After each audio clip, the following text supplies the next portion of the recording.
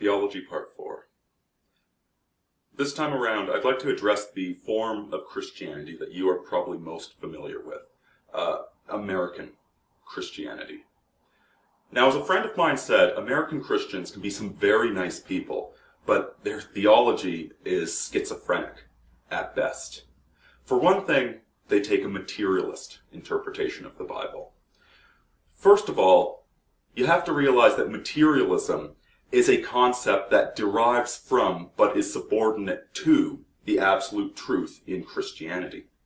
You see, if you go back to Roman times, if you go back to tribal times, when the gods were emotive, the gods were personalities, plural, there was no absolute truth. Every god had their own truth. The same way that degenerates in our modern society, that you aren't allowed to judge, each have their own truth.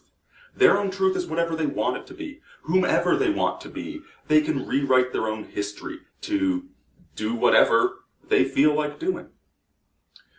But Christianity introduced the concept of the absolute God, of the monotheist.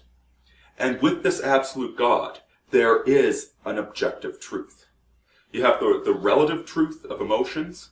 You have the absolute truth of teleological purposes, unknown purposes, but that we can slowly discover.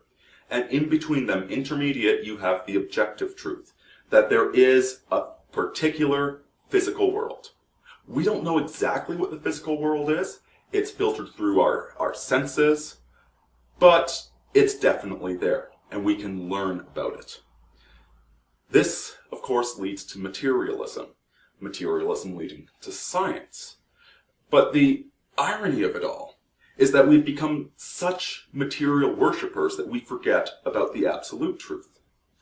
One bias that you will see very frequently, especially amongst science fiction fans, which, I include myself in there, is this idea that we can have perfect knowledge of objective reality.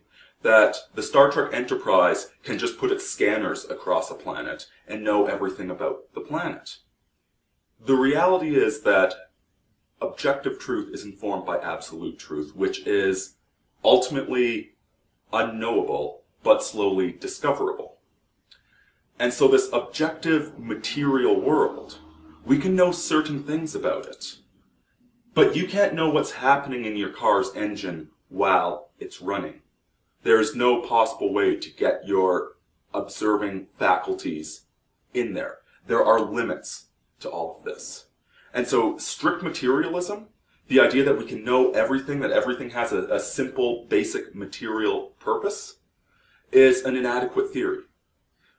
And yet, it seems to be the theory applied by the American churches. They take this scientific attitude, they take the Bible, which they have faith in, when you're supposed to have faith in God, not in the written works of man, and they decide the Bible must be completely true. And so then they go and protest a dinosaur dig, and they make asses of themselves. To quote the Tao Te Ching, the Tao which can be written down is not the true Tao. That's the absolute truth. That's God. You cannot write that down. Anything that you can write down, that you can put into a physical form, that is a graven idol.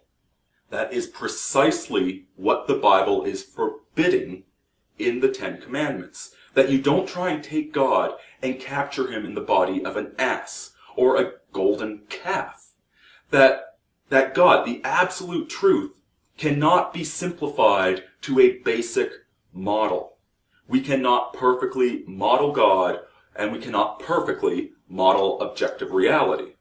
And so when you try to do that, whether we're talking about the climate change scientists, or we're talking about the American Christians that think they have the last word on morality, what you wind up with is an absolute abomination. You're supposed to have faith in the absolute truth, because without that faith in the absolute, everything else falls apart. But you're not supposed to be trying to capture it. You're supposed to be humble enough to admit that you don't know. Aurini out, folks.